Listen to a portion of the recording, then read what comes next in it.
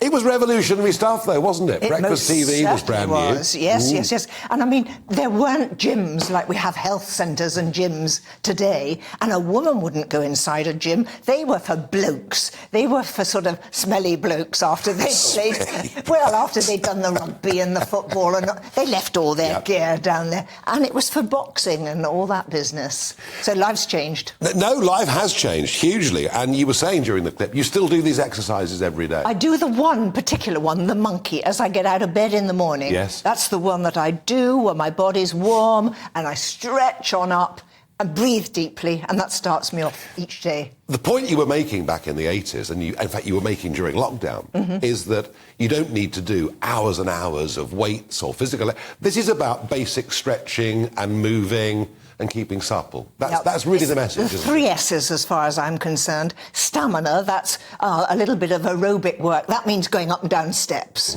quite honestly, and breathing deeply. So that's stamina. Then strength, just by moving a few things, doing the gardening and, housework.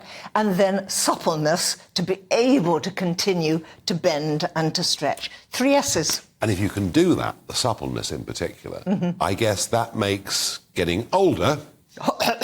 well, I'm trying to be delicate about it, but talking generally about people getting into older years and they tend to not be very supple and not very mobile. And I mean, do you think doing one of these routines, and what would it be every day, 15 minutes? Oh, it's only a few minutes, for goodness sake. And then you make...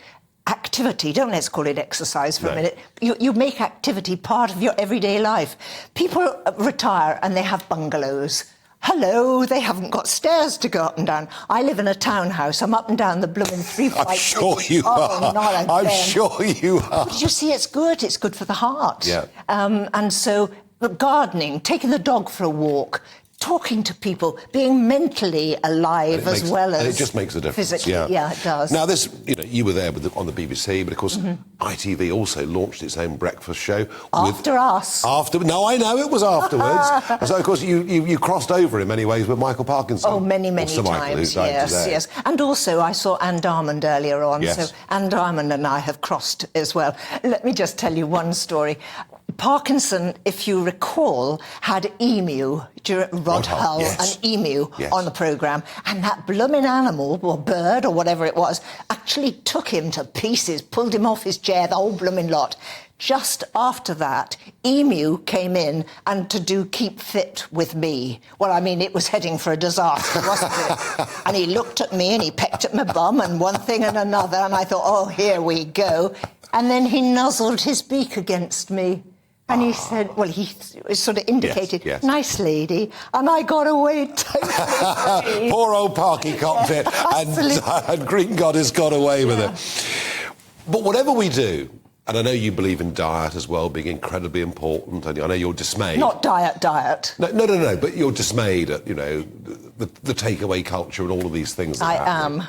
And it seems to me that a large chunk of the country take exercise and health more seriously than their parents and grandparents, but equally a large chunk of the country just don't seem to care at all. They don't. And children are obese from their mid-teens onwards, and so it's a very mixed bag.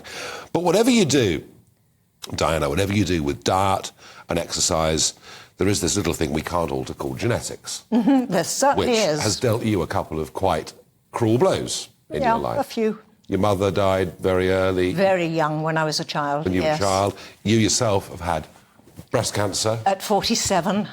And battled through. And, of course, our Anne Diamond has recovered very recently from it. I believe that Anne and I have had exactly the same, although she's 40 years after me. Yeah. A double mastectomy, that's both sides, and some immediate reconstruction to try and help us on our way again. Being fit helps you get over any of these awful things that happen. It makes a difference. Oh, you bet. I remember the surgeon saying to me before all this happened at the Royal Marsden Hospital, and he said, Diana, you are very fit. This will help you enormously to get over the problem. And it did. And you've campaigned and you've spoken about this issue very publicly and very often. Kept it secret at the time.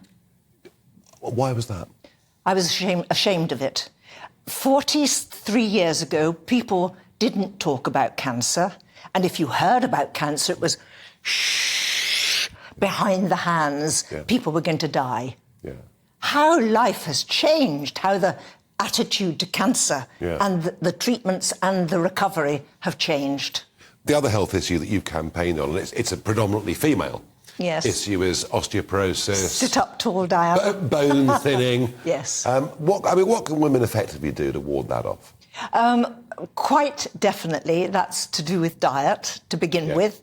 You must have sufficient calcium, so that's your milk and all those dairy produce, and then you've also got to have enough vitamin D. Now, the vitamin D comes from the sunshine. Who gets enough vitamin D regularly here? So I take every day, and I would advise most women, once they've hit the menopause, quite honestly, because it's all hormonal, to take a calcium plus vitamin D tablet every day, and that's going to help you on your way. There were many that thought during the COVID pandemic it was a very helpful thing to do as well. Yes. Now, you're clearly absolutely still buzzing with energy and spark and I do verve. have quite a lot. And, I can tell. And you've rediscovered your lost love of art. And these are recent creations, and this is already during the pandemic. But this is just about 3 weeks ago. About 3 weeks ago. Yeah. Tell us well, we can see what it shows. Well, that one is Nash, short for panache,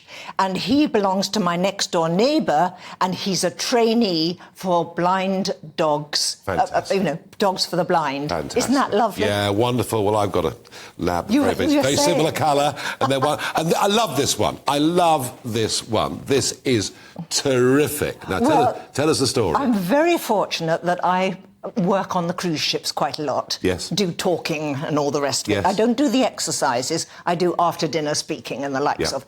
And on this particular cruise, we went down to the Falklands, but you can't always get on ashore at the Falklands at the time. And the captain said, I know there's a lot of you who really do want to go. He said, I'll allow you to get off now. Well, we got into a smaller boat. He said, but if you hear, ooh, ooh, ooh, you've got to be on the boat, come back immediately. And that's what happened. And I took a photograph of these gorgeous penguins. Penguins are my favourite thing in well, it's a lovely... I mean, I've not been to the Falklands, and I'd like to go, actually, because there's a lot of things I'd like to see there. But that looks quite incredible. So looking back on it all, looking at television, you were one of those pioneers in at the very beginning. How does television today compare to then? Too many adverts. Right. First of all. Yeah. And also, let's be honest, I'm now 84. There's not an awful lot of the programmes that actually are suited for us. All the, the daily things that go on, aimed at the kids a bit more. Well, that's what they're after, yes. But are they? Because they're on their phones. I know, it's not working. It's not working. It's us who want to sit there. The BBC are after youth culture, and it's not working. No, it isn't. No, I know. Well, Give me the Antiques road trip anyway. Yeah, or a good debate on GB News. Or even watch you. Talking Pints. Welcome, and thank you for joining us. Thank you. Thank you.